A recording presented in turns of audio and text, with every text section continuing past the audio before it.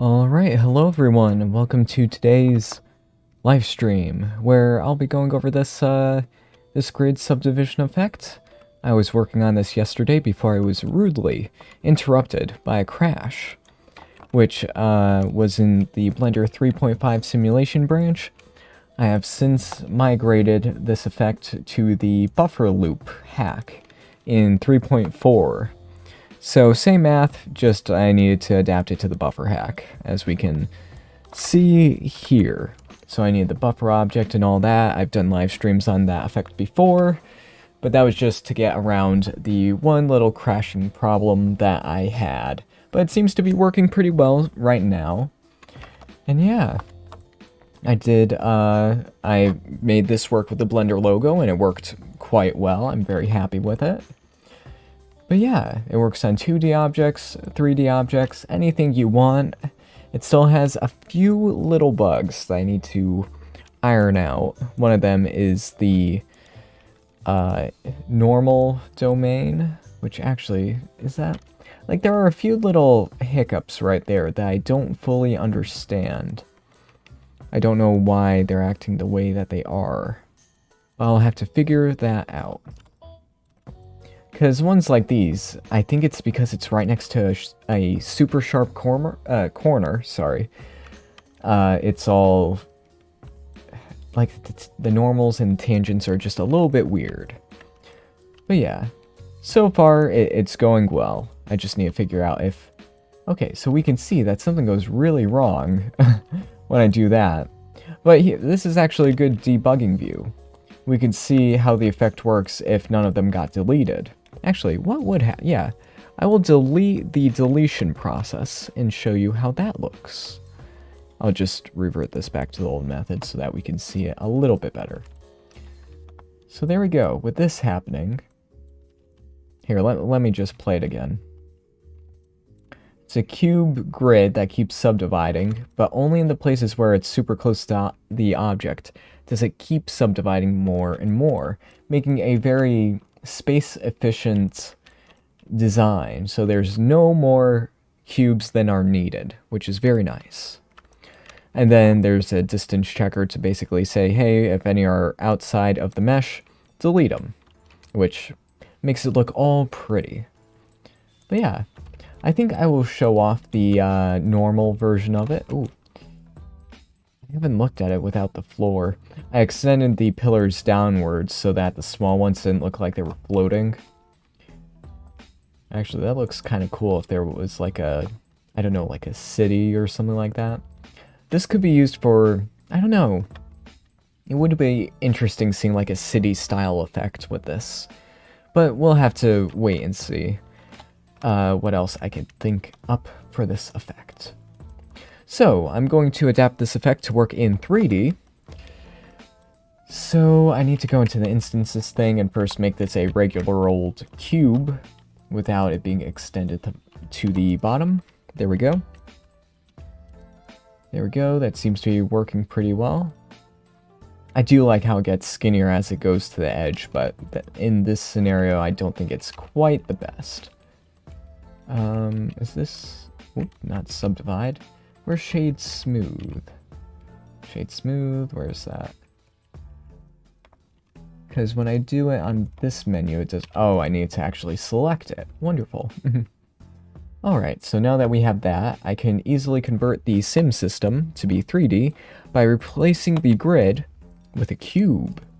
And I may have to change one or two more things, but we should see... Okay, yep, it is working to a degree. There is some stuff that's wrong, but I will... Let's see. First, I need to make the minimum size a little bit higher so that it doesn't lag out, especially while I am streaming. And then this has to go to face and to face. How does that work? Huh, still some bugs. Some ones are floating out in the wilderness. Odd.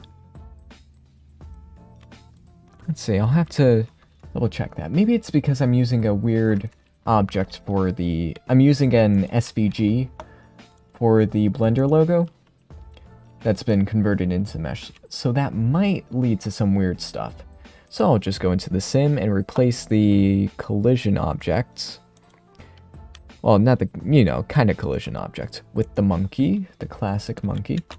Now if it does this, we should see, it starts to take the form of the monkey.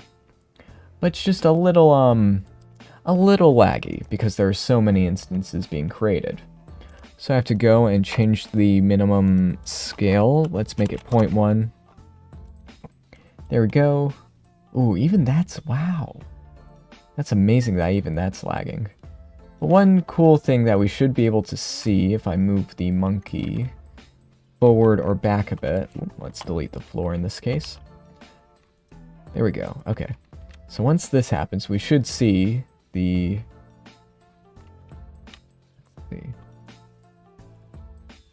Let's see. It's still too small. That's incredible. Let's move it forward. And let's see what happens then. Ah, okay, so this will show what's happening. So we can see the space filling methodology happening even in 3D, which is very cool. I'm just surprised it's lagging so much. Like let's look in the spreadsheet and see just how many instances are being generated. Ah, almost 40,000, which is a bit too much for Blender. Yeah. Let's see. So there's that. I'm gonna move the monkey head back and just a little bit higher so that we could see the inside of the head.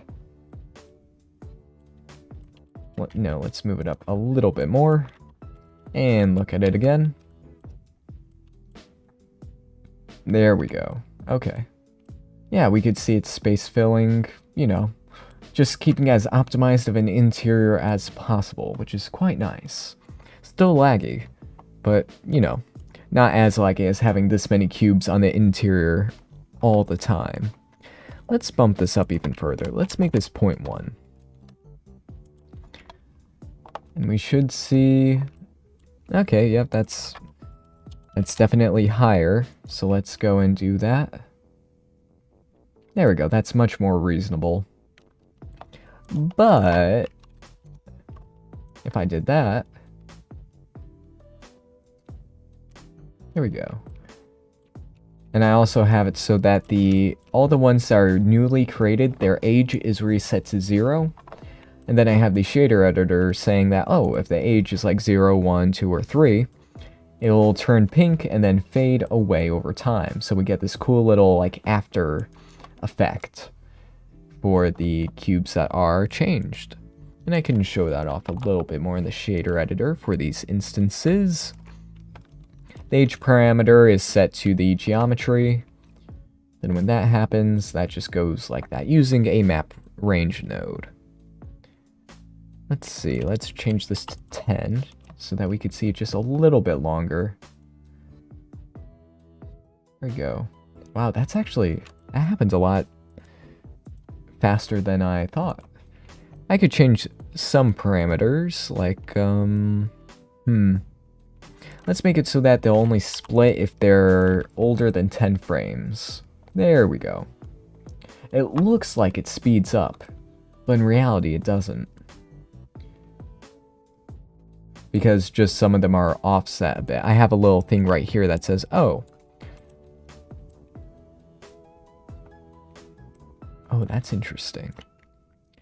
This little Boolean value randomizes how often they split. So over time, it gets more random until it looks like basically just noise. So let's go into the shader editor once again. Instances. Let's connect this to the output so that we can see just the black and white values. And I should turn off the color correction because it's giving everything kind of a reddish tint. So there we go. So more like that. Very, very nice. Maybe I'll lessen that. So contrasty. I'll turn up this subsurface scattering just a little bit, because that looks a little bit nicer. Let me change this a bit. Maybe let's make it a bit more blue. No, that's red. RGB, yeah, blue's the last one. I'm a little bit tired, folks. It's a Monday after all. There we go. Yeah. If there was something I would change about this, like if I, you know, really wanted to give myself a headache, it would be that the cubes you would see them split and then move into their split positions, if that makes sense. Like you would see this cube kind of duplicate and then move into the subcube positions. But yeah. I don't plan on doing that anytime soon. I'll just leave it as is for now, because that's cool. But yeah, if you have any other objects you would like me to try this on, I would be happy to. Actually, should I try on the human? No, that would be rather laggy. But let's try it. Let's see. Human form. Let's see. Human form v2. Let's get that. Wait for it to load up. Get this. Take away all of the vertex groups. Delete all groups. There we go. Eliminate that and that. Eliminate the parent. And eliminate the shader. There we go. Control C and then Control V into here. And since this human is accurately sized, this effect is a little,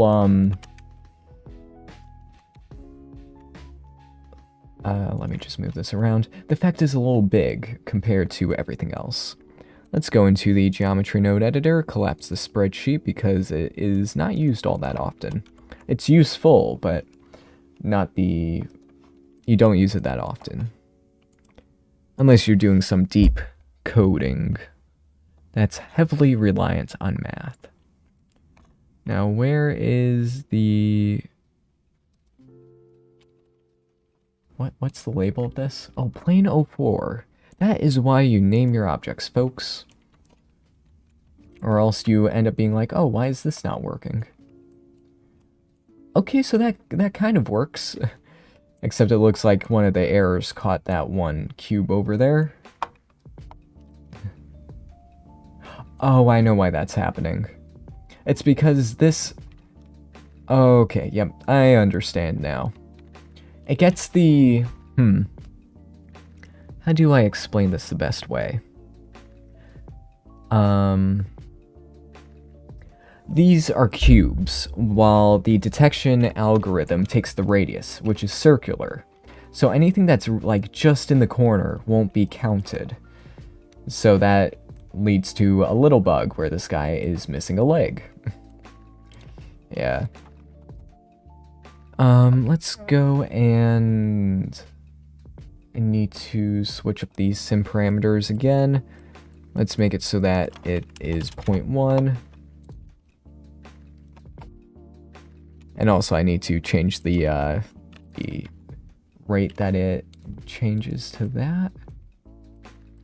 Okay, good. Good. Maybe 8? No, 7. Let's keep it at 7. Change the frame range to 250. And then shader editor, let's switch this back to orange-ish, because that looks a bit better. But I'm just gonna have it so that's just orange, no blue. There we go. Okay. So that, and we also get the hue shifting from the new subdivisions. I would be very interested in seeing the cross... Oh! Because of the glitch, the cross-section is available just off the bat. And also, I'm going to... Let's go and switch this into a sphere, the base object. So I'll just use a cast because I'm a bit lazy in that regard. Just set that to 1, and just, you know, make this bigger. Okay. Maybe just lessen it a little bit so that that little error doesn't happen. Bump that up a little bit. There we go. So we should see these are now all spheres, and we could see inside of it a little bit more. Man, this makes it look like he's made out of those plastic ball pits, you know, at those at McDonald's, the ball pit there. That's more of a American thing, but yeah. We can see his atoms being built and up-resed over time. Here we go. And I will set the resolution once more to be even lower. Now this will most likely start to lag, but I am prepared, I hope, for this. Plane 04, and I also want to move this just a little bit off-center, just so that that one previous error doesn't happen, hopefully. There we go. Okay. Good, good, good.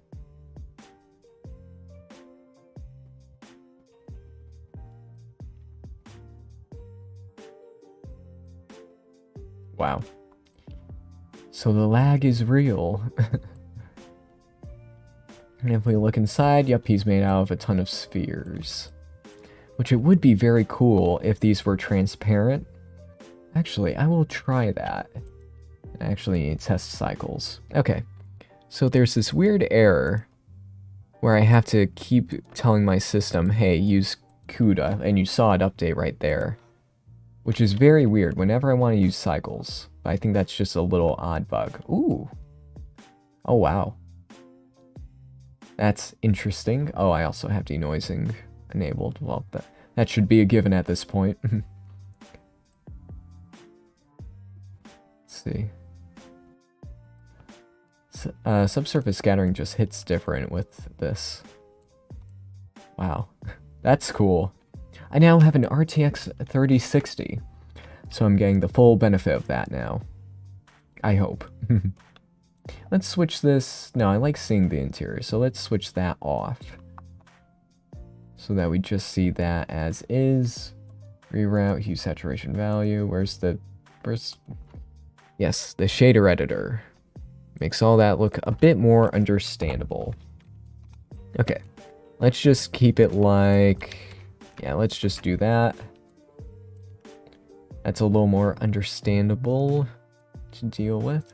Change it to green. Ooh, that actually looks very minty. So let's watch that happen. That's very cool to see in the cycles view. It looks so good. My goodness. Wow. Now what type of medical visualization could this be? Actually, why are those white? I don't have any, Yeah,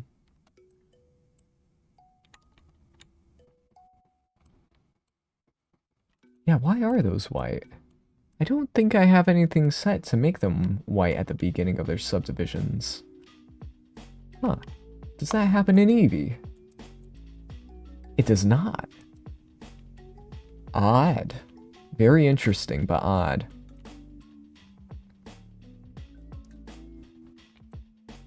Huh. Alright, I won't question that too much. Now I'll just change, I could change it from square to cube and all that.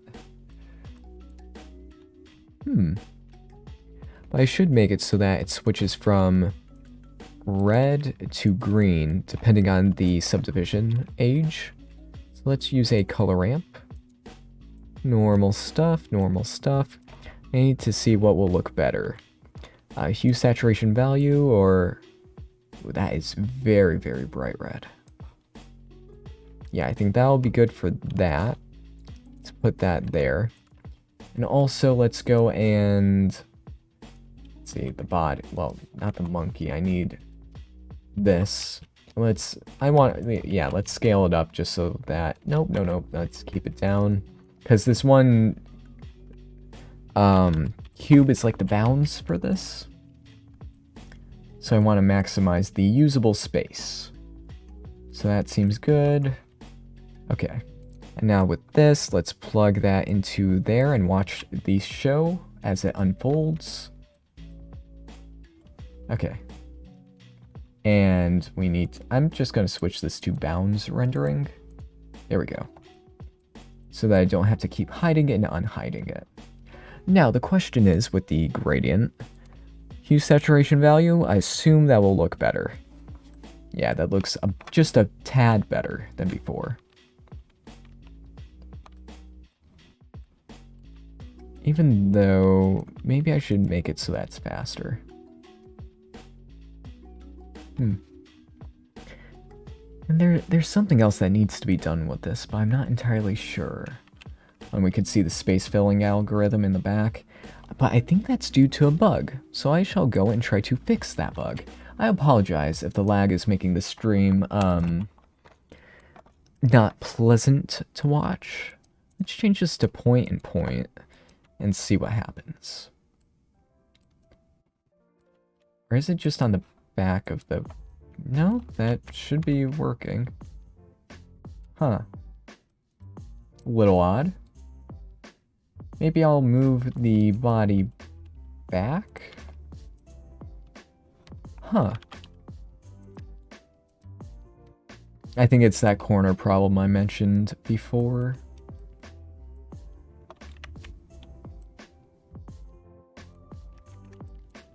Let's go and bring this forward even further, because I want to see...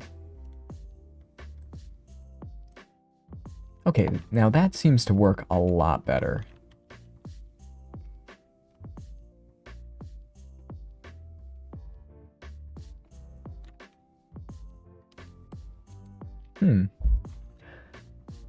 I think I may need to enlarge the minimum size so that it stops lagging quite as much.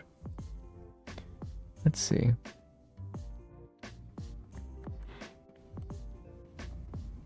Let's change this to 0.1. Don't forget to click don't save after deleting everything. Yeah, I rarely save, which we found out yesterday the hard way. I was able to recover that file, I just had to open it in a previous version of Blender. Which was odd, but it worked, so I won't complain too much. Our contact shadows are not enabled. Oh. That could be a reason why it was looking a little bit weird. Oh, okay. That looks just a tad better than before. Which means I need to re-render today's Twitter post with the settings being correct. Fun. Okay, let's go into the shader editor, the world shader. I'm going to use the input light path is diffuse, I think it was. Or was it camera ray? I think it was camera ray. But I could use this to mix between different strength values for the background. Like, how do I map range? There we go, okay. So this gives me more control. I saw this in a Gleb Alexandrov tutorial. But we can see visually, the background's bright, but according to the object's shader, it's very dark. So I could change that independently. So I can make this super bright.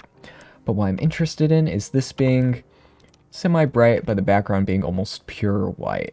Because that just looks a little bit better. Let's see. Lego Man, yeah, I can see that. Yes, I can. Let's see, it looks yummy. Yep. Oh, I could make it out of sugar cubes. I have a sugar cube shader in another file. Is he made out of Christmas tree decorations? That could be applicable. Let's see, do I need more rim lights? I think I do. Just one right up here. Maybe a little closer. It's not really having much of an effect. So maybe I need to just bump it up and make it stronger. Rim lights make your renders look cool and better. More professional. In most cases. Like the strong light on the side. Yes, that works quite well. Which I think I may delete that one. Is much missed with that? Nah, I need to keep that one. And maybe one right over here. Let's bring it forward a bit.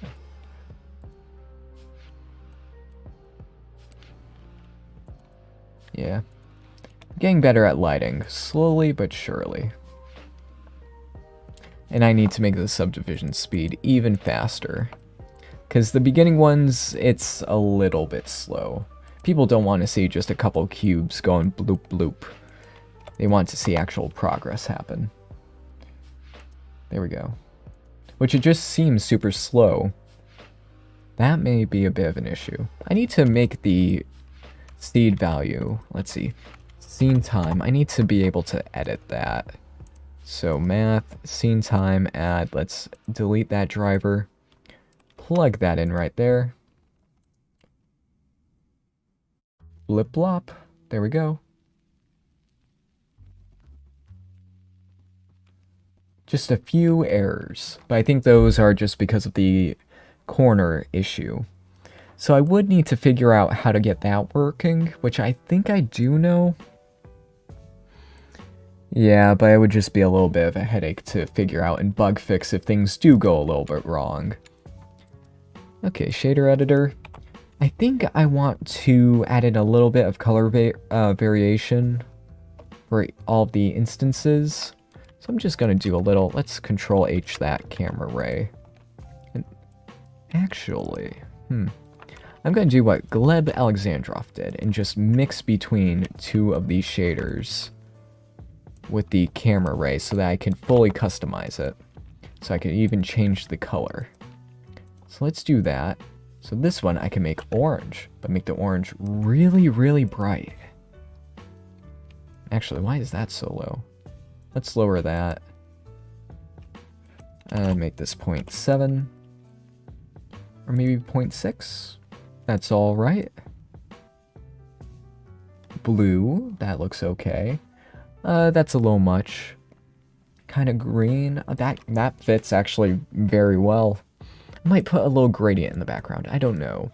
I haven't decided on that just yet. But I think now is time to do something that I don't do often enough, which is to save. So let's do file, save as. I'll label this 3 point. Well, it was made in 3 point. And it's technically the 3.4 one, so I'll just label it 3.4 adaptive grid buffer human. A very nice and short name. Save as. There we go. And now we will go into the. Let's bring the camera over to. Oh, depth of field. I forgot about that. That will look quite nice for this project.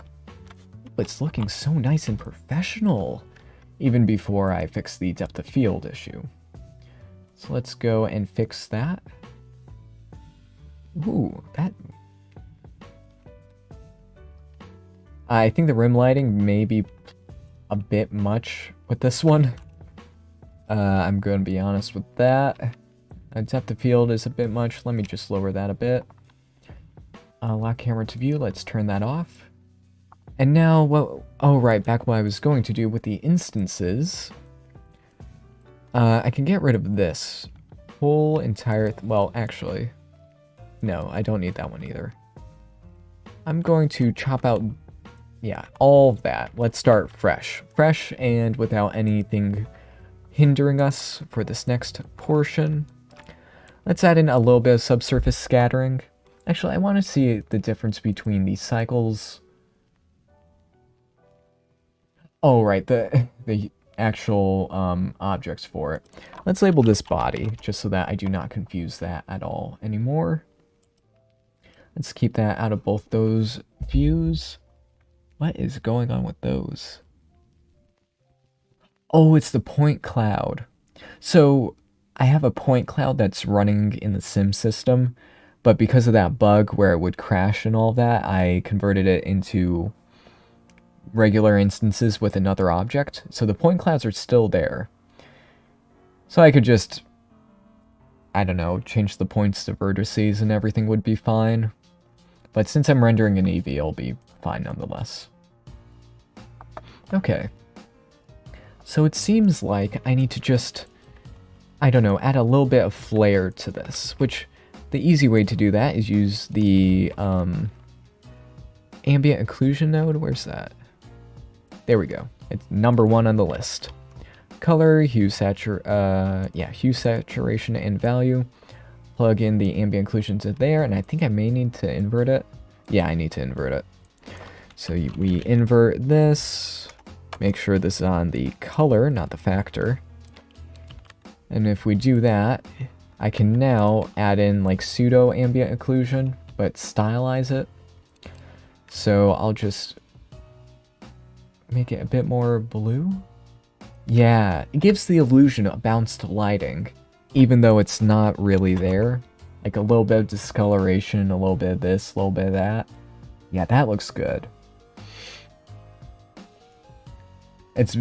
Yeah, we can see with it without and all that. That actually just makes everything look a lot more contrasty, which I may try to take advantage of as well. So there we go, there's that. I do like that though. Let's see. Well, I'll check in with that later. Okay, we have all that.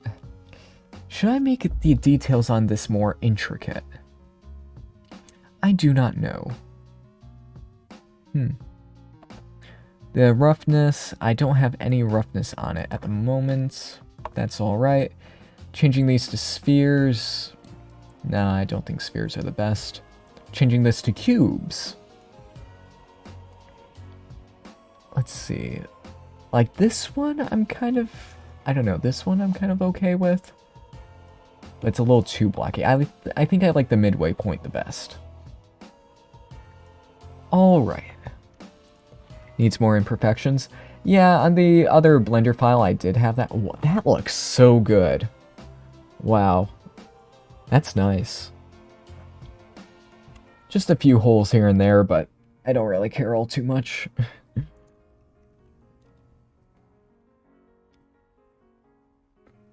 It's like it's reconstruction. It's very cool. Okay, what else was I going to do? Yeah, just a general hue shift. I don't know. I think I just want to make this file look pretty.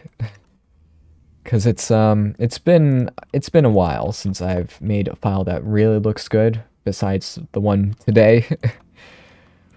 So I need to add in more flair to my projects. 0.5. Let's use a color ramp. There we go, right there. And now, if I set this to ease, we should see... Huh? Oh, this needs to be in the camera part.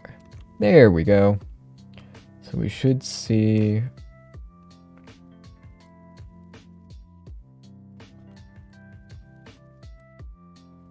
Oh, 0? Did I plug that into the wrong one? Window? Take that part out? Okay, there we go. Okay. Had the wrong one. Little hiccup, but nothing too insane. So that, I could make it like that, which... Cool. It contextualizes the other stuff a bit more. That looks alright. Not the biggest fan of that. I could just, like, really lean into the Christmassy theme. Hue saturation value. It looks like a medical ad. But maybe I should just keep the green and just a little bit on the edges. Just a little bit different. Or keep it at white. Like that. I'm not entirely sure.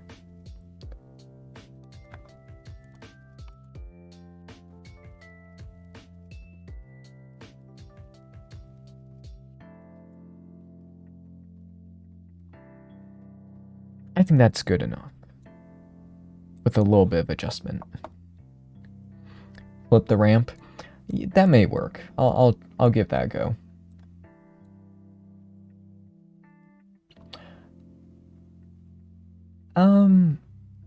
I think I'll flip it around again. The contrast, like I like the lots of contrast happening there.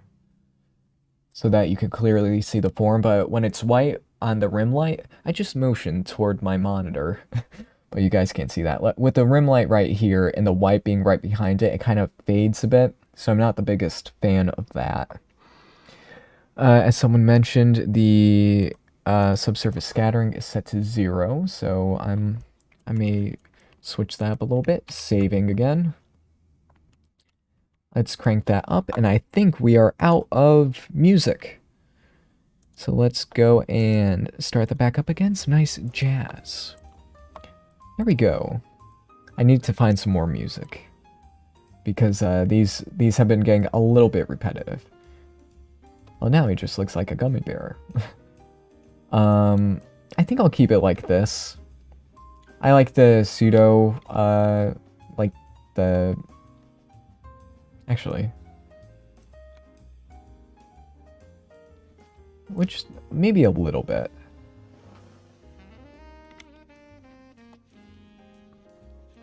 Maybe 0.2. That may be good enough. The background still needs a little bit of fixing. Finding good colors to work with. I am very amazed that this is working so well. Even though there are glitches aplenty, as we can see. I'm going to chalk that up to that cube corner problem. I do want to try, like a, maybe a hexagonal grid, possibly? But hexagonal grids don't work in 3D, only cubes. So, yeah, cubes are the way to go, but maybe something else will come up. Oh, right, I was going to, let's see, let's take the object info location and then white noise it with the vector. This will give us, let's copy this and put it outside of the world shader. Oh dear. There we go, right here. Now if we look at this, it'll give us a random value for every instance. The reason I'm not using the object info random value is because for some reason the indexes of this keep shifting around whenever they split, which I could probably fix if I think about it long enough, but this is the easy fix. Let's see, there's that. Let me just go and change the hue, saturation, and value according to the random value, just to give a little bit of stuff. Yeah, something like that. Actually, that hue, I may switch that hue just by default. Ooh, that is vibrant.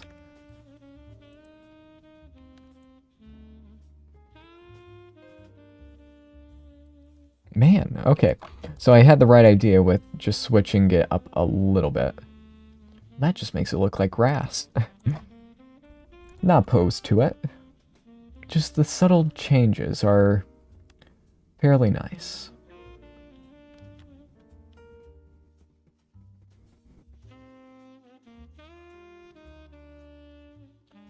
Yes, the green.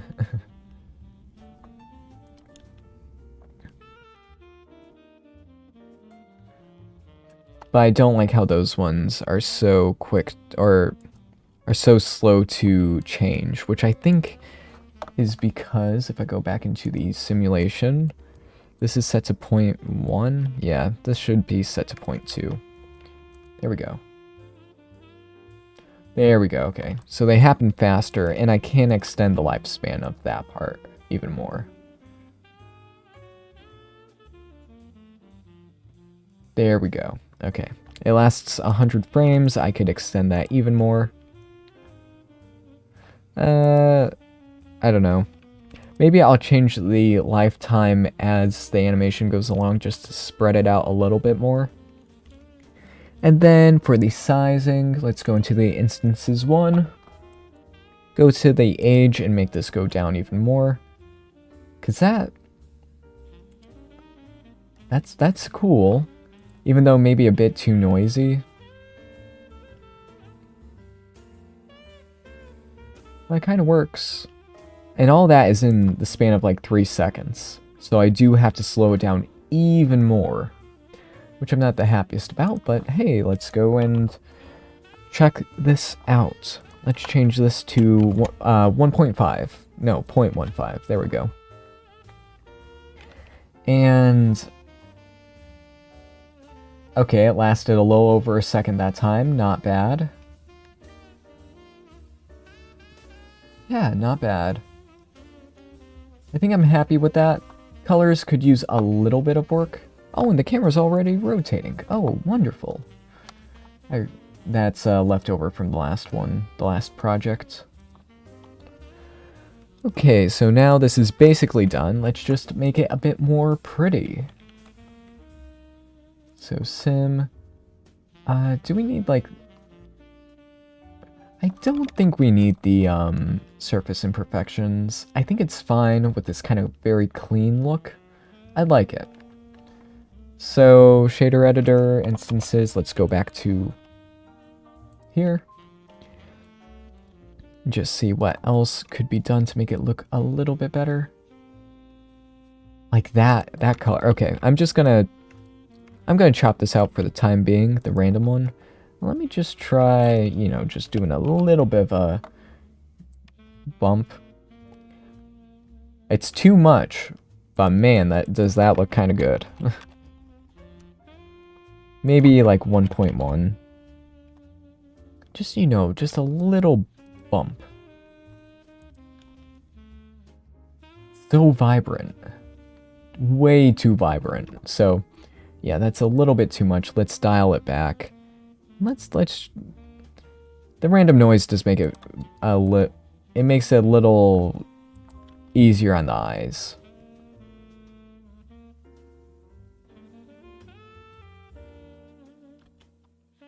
Yeah, the transition. 1.5. Just a little hue difference.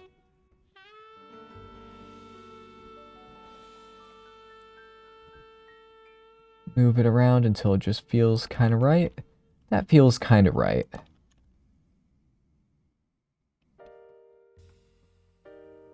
There we go.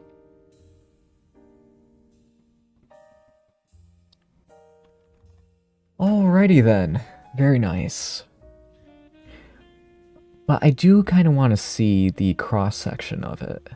Well, let's save it because we got a file that looks good, works well. I still want to see what the background looks like with different colors. So there is it with just white.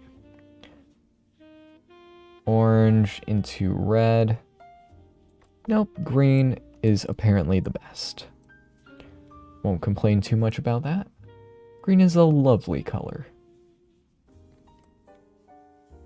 Let's bring this part back just a little bit more.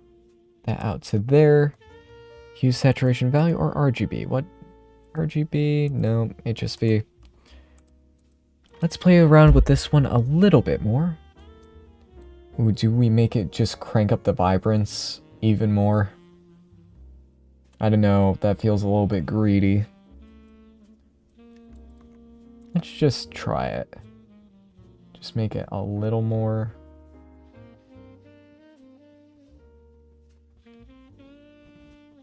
Nah, let's stick with what works.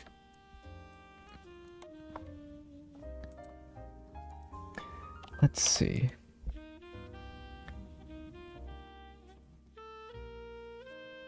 I think Geometrynodes just released a sphere packing grid, or sphere packing vid, but I haven't watched it yet. I'm a little bit tired, folks, if you can't tell.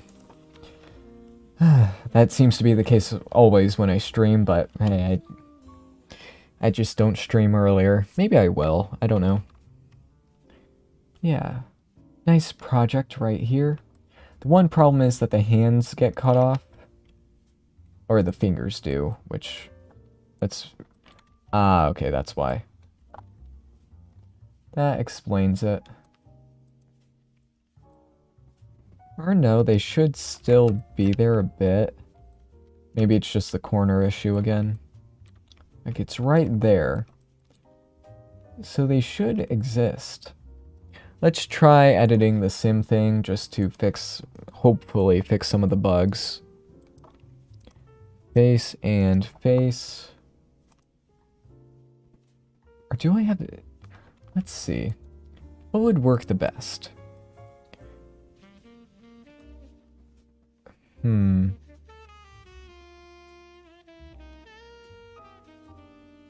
Yeah, no. Or I'm a bit conflicted about this one.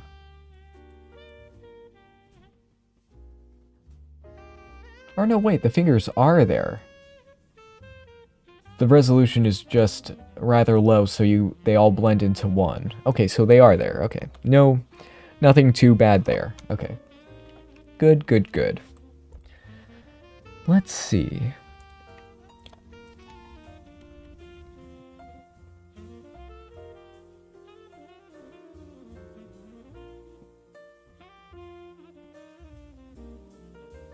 And I could just change the seed until, you know, it just looks kind of right.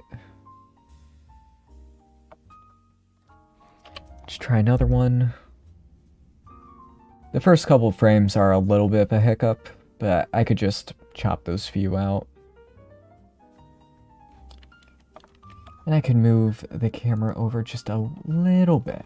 Let's do that, just a little bit over to the side. There we go. Now, the question is, do I turn up the depth of field to something atrocious? Or semi-atrocious?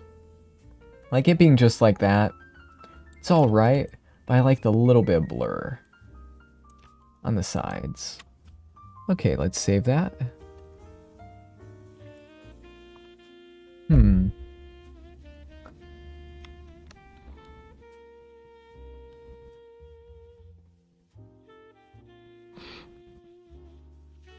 That's good, and then it ends at around 160, I assume. Okay, it's starting to lag. So yeah, 160 should be the frame cutoff point. Yeah, it's just those first couple of frames that are a little not great.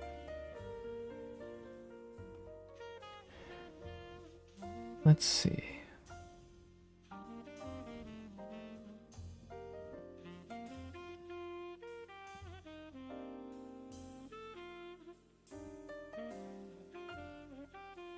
Yep, the world background just needs a little bit of work. It's close to being great. There's just a little bit keeping it from being.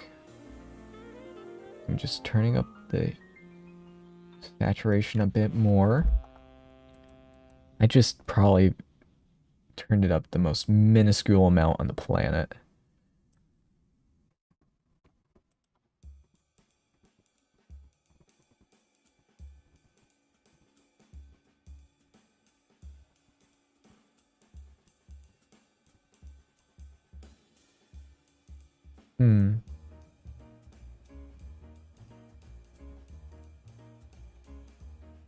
Maybe a little bit of noise would make it look better.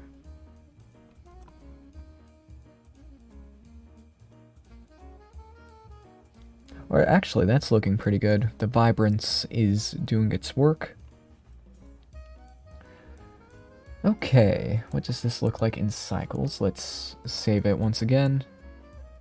It is a little bit strong, but I'll just do a little bit of that. Maybe I can just... yeah, I can divide this gradient by a bit. By like 1.2, just so that the bounds are pushed a little bit. You can see the gradient change, but it happens more off screen. Okay, bloom. How does bloom look? Too much bloom.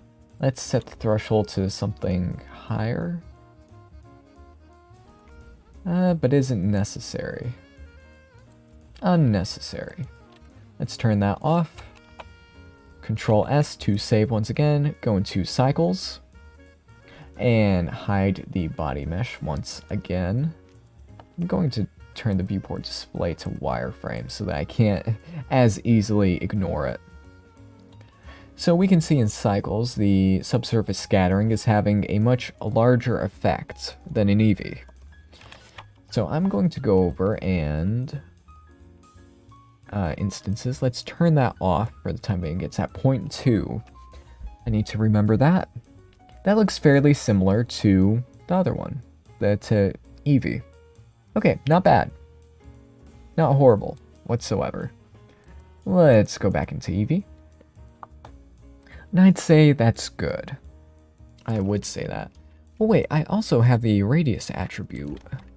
Let's see. R for radius? I do have it. Okay. So we have that, and then we can see it reduce over time to the different levels. So I can select different levels for different colors. Let's try that.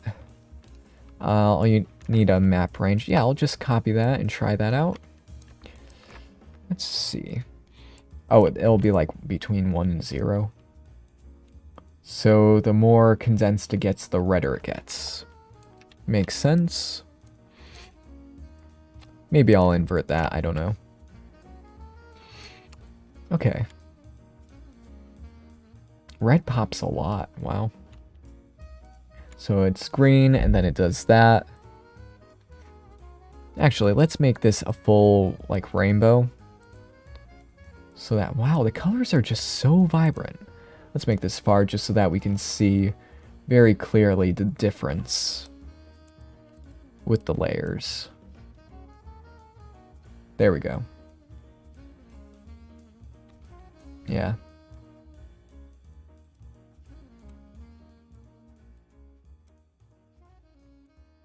So red, blue, purple, and then that. And then that. Okay. I don't know, I like the grayscale a little bit more. Because as it splits, it gets darker. Not the biggest fan of that. Like when it's flatly shaded like that, I really like that. I'll probably use that for a different 2D effect. Because of all the different layers you could see, and it's like glowing from within. But yeah, let's go back to the original that we have here. Let's just do a little... Turn up the saturation a little bit. Oh, that looks so good. Oh, the brightness was down. Now it's looking a little overexposed. I'll keep it at that value just cuz. And then the reds. How...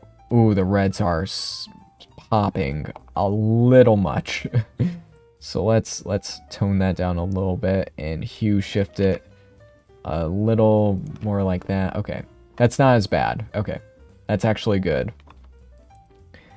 Let's crank this one up more. More green. Actually, I should see what this looks like on my second monitor, because I need to recalibrate. It looks a little less impressive on my second monitor. Okay. I need to do some color calibration later on. So, you know, we're just going to do a little thing where we crank that up a bit more. I think that's good. There we go.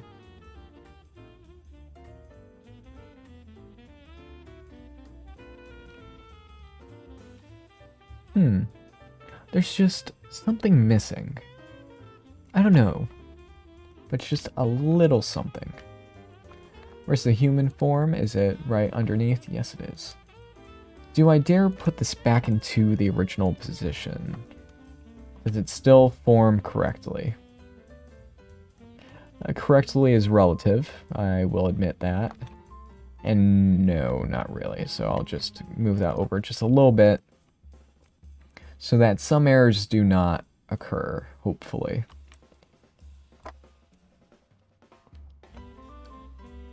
Okay, depth of field, I think having that up more looked better.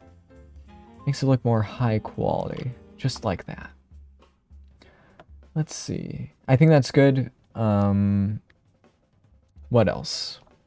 World could be a little bit different, but I think I'm okay with that for now. Like, that looks okay as well. It just seems like everything looks okay with this kind of lighting. The rim lights and all that. Make them emissive, the strength based on size. That could work, yeah. I will try, I will try that to a little degree, but instead of making it dependent on, you know, their basic size, I'm going to use a compare node to make it so that only one type of size glows. And let's make the ellipsin 0.01. I just need to... This is the radius, right? Oh, and I need to make it so that they actually do glow. And let's make it so that it glows quite a bit. And let's just scroll this until I select the right ones. There we go. So there's those. Let's switch this to something a little more moderate, maybe a bit more orange.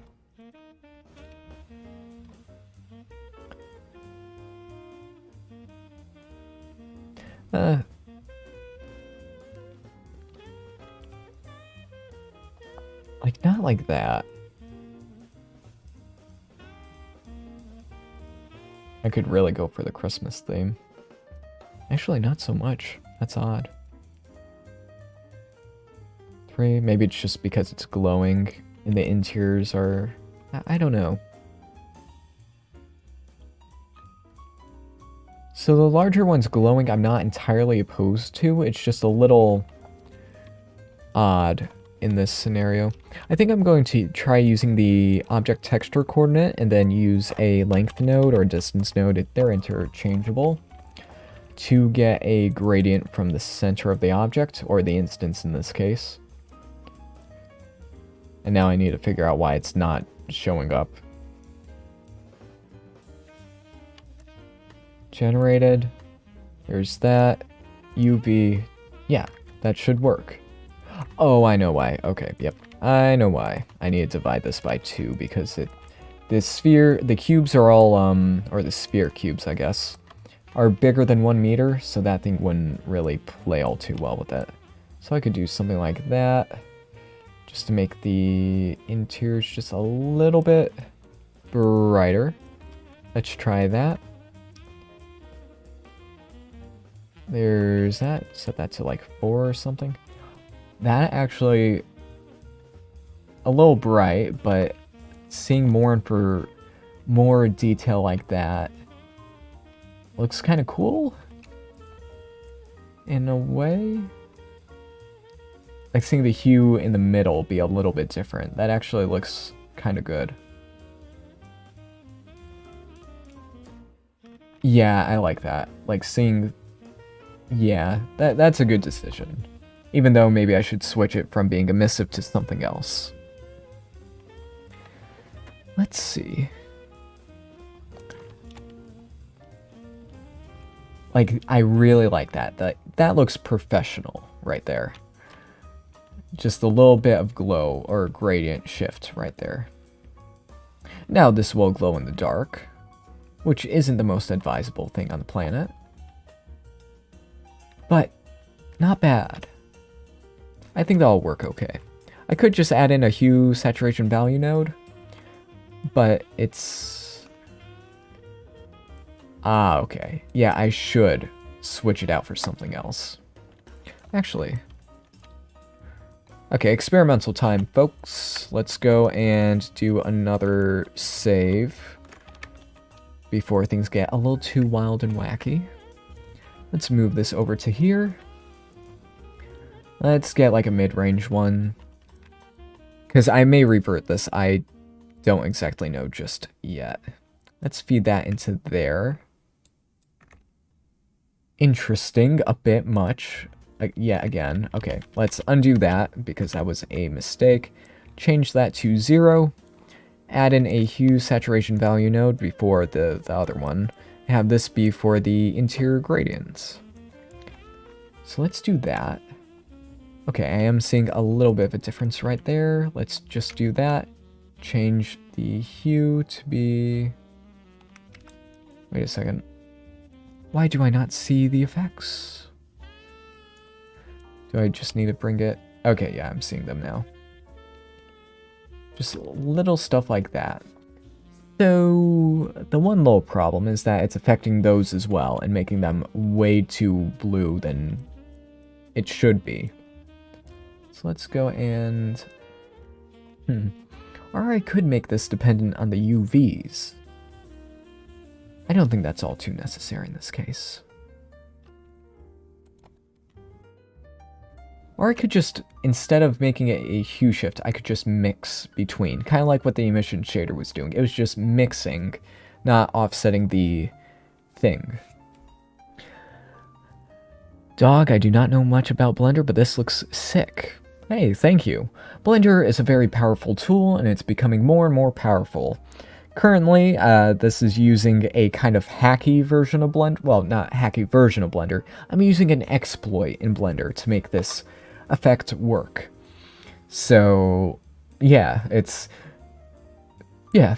cool, but extremely experimental.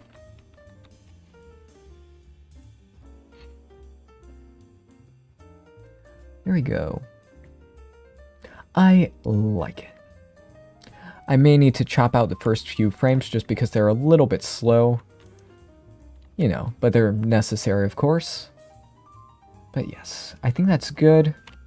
Again, I'm going to try mixing between the colors, just using a mix RGB node. I forgot they changed that.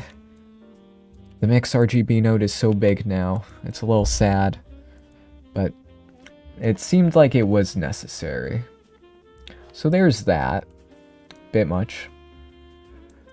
But let's go and tone that down a bit. There we go, okay. Just, it's subtle, but it's good. Let's see. How would you suggest covering mesh in lizard scales? That is,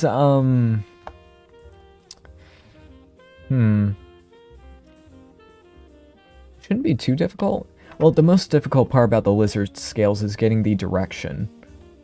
So, I'll have to get back on that one. Like, if you use the new hair system, you could, like, set the direction of the hairs and then just instance a scale at the beginning of the hair thing, and then it would work. So that could work fairly well, fairly easily.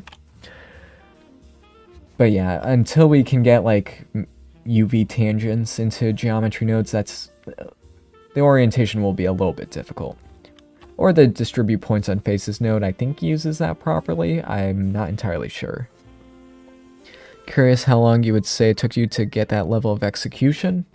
Well, the current tool that I'm using, Geometrynodes, was made about 1.5 years ago. And that's when I started using it, when it was being developed. So in 1.5 years, you too could get this good.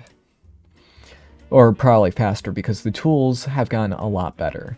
Quite often in the previous Geometrynodes development phase, like the first year, I was waiting for new features to come along, like bug fixes and all that kind of stuff, because it was brand new. They were, you know, working on it as I was playing with it, and I sent a few bug reports and all that.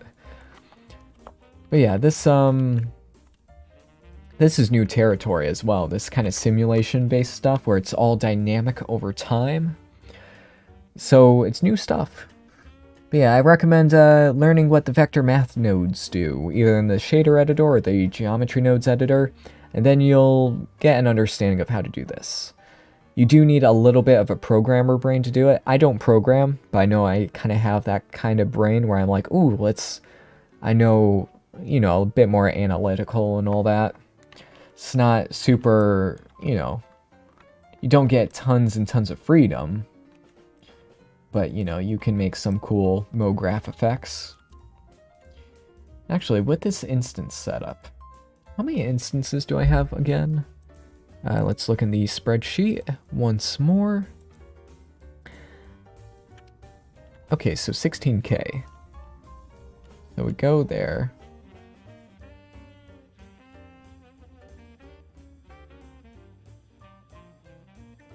Yeah, 16.8K. Okay, not bad. Geometry node editor. Yeah, I think I just need to change that gradient a little bit more, and then I will be happy with it.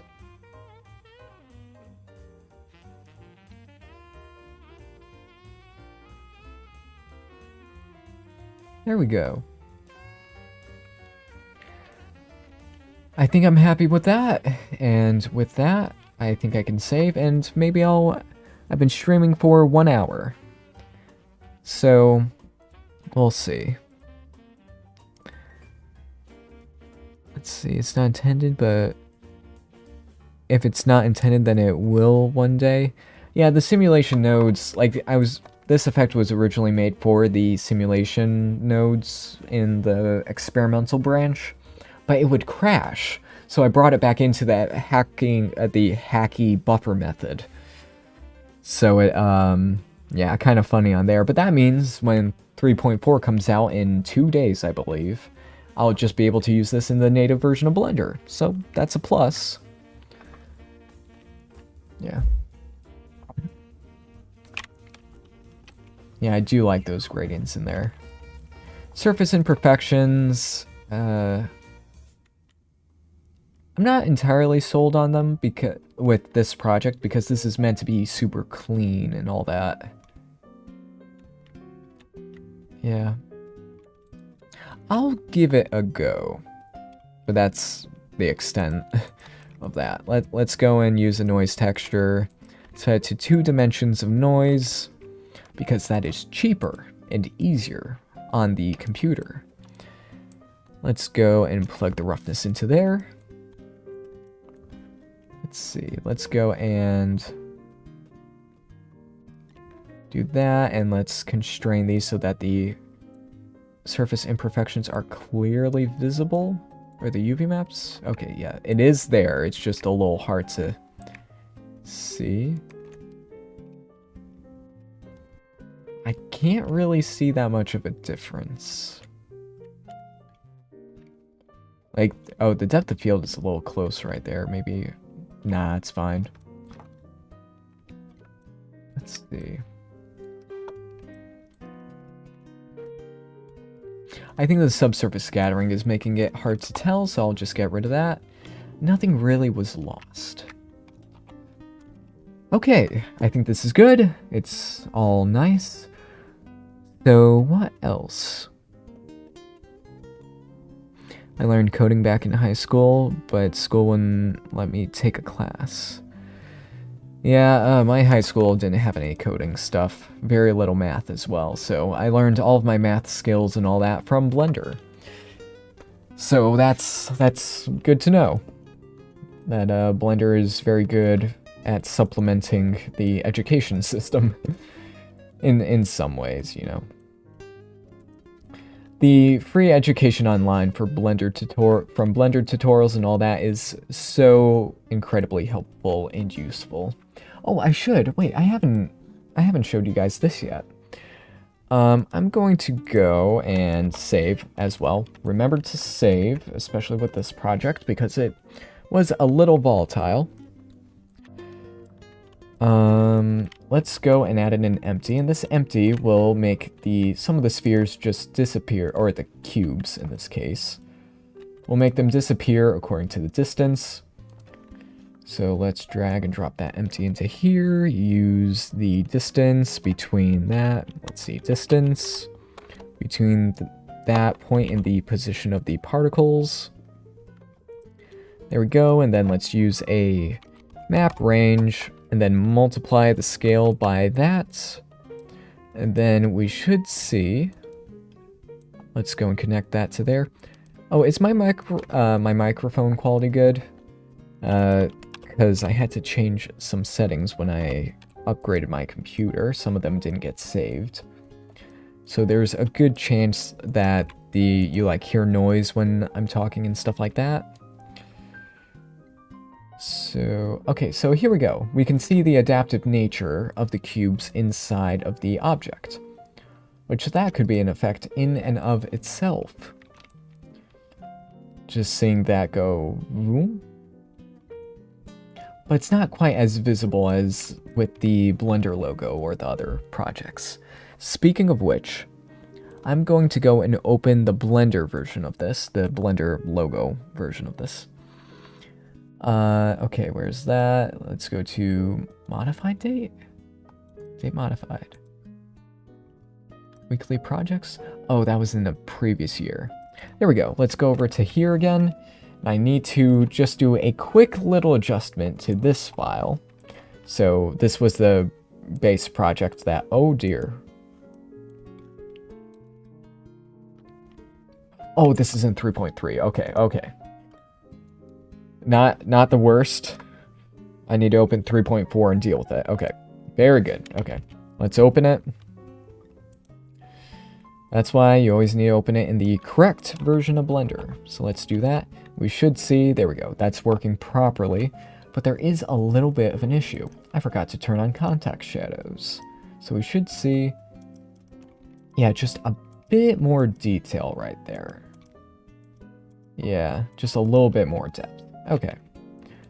It's actually, the difference is not horrible, but I will re-render it later on. So, just a little fix back there. So yeah.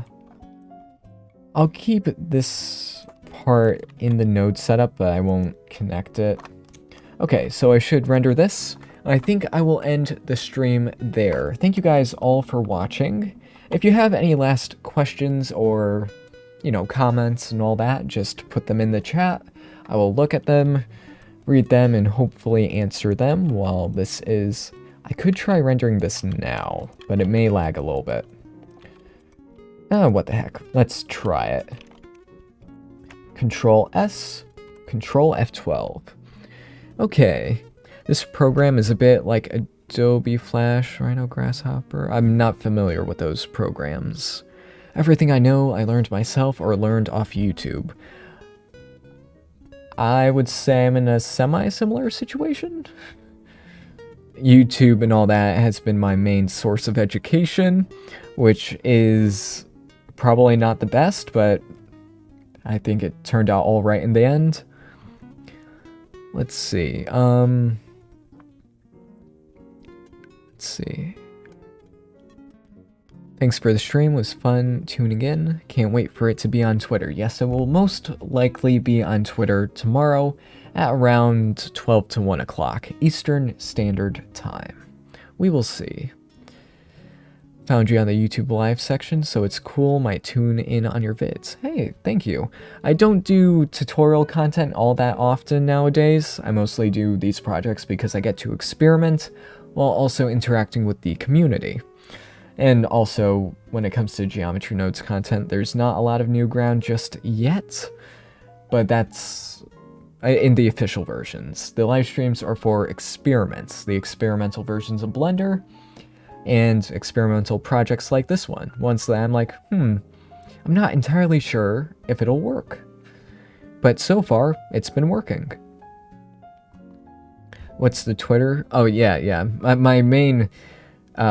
social media platform is Twitter, which actually YouTube is on track to take it over in maybe a year or more. I'm not entirely sure, but over there I have 54,000 followers, which is almost over twice of what I have here. So yeah, it's not that.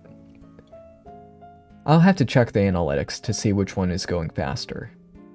But yeah, that's my main one. I'm also on Instagram and Instagram. I need to say all the syllables to the words.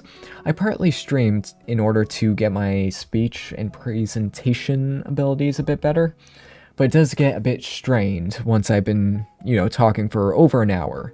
It's all in preparation for the Blender conference next year. I highly doubt. Well, I'll never say never about potentially being a speaker at the next one. If they ask me to, I might. But yeah, that would be a great opportunity.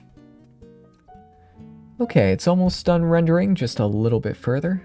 I think the depth of field might be a little bit too far out, but it might be okay. Your speech and presentation is superb, love listening. Oh, why thank you. I try my best. Yeah, I try to pick up a few things from my YouTuber friends and all that. So if it works, I'm happy about it. Alrighty then, we have, it's taking 2 seconds per frame. Yeah, that's because of the many instances that are currently there. I can't wait for EV Next though. I don't know when it's coming out. I think it's currently on hold, but when it does come out, lighting will be significantly easier. Like, there's gonna be, I think they said, cascaded shadow maps, as I said about pronunciation and all that. When I get tired, I slip up a bit. But yeah, cascaded shadow maps. which will lead to more detailed shadows and all that. Parallax occlusion mapping is also rumored to be in there, so that may be cool as well. Okay, so now that that's done, let's take a look in the TMP files. And my music program and my video playing program are the same program. That's one of the problems with Windows 10, with me moving to Windows 11. I downloaded the Windows Media Player, but I forgot that I did that. So, a little bit of an issue there. I'll have to use the other media playing program for that. Alrighty then. That seems good. I'm happy with that. No significant errors from what I can tell. It looks high quality. I may have to chop off the first couple of frames, but other than that, I think this is pretty good, folks. And there's a little bit of too much blur right there. I'll deal with that. But yes, I think that's ready to go. Let's see what it looks like with this sphere method. Not bad, but just not as good.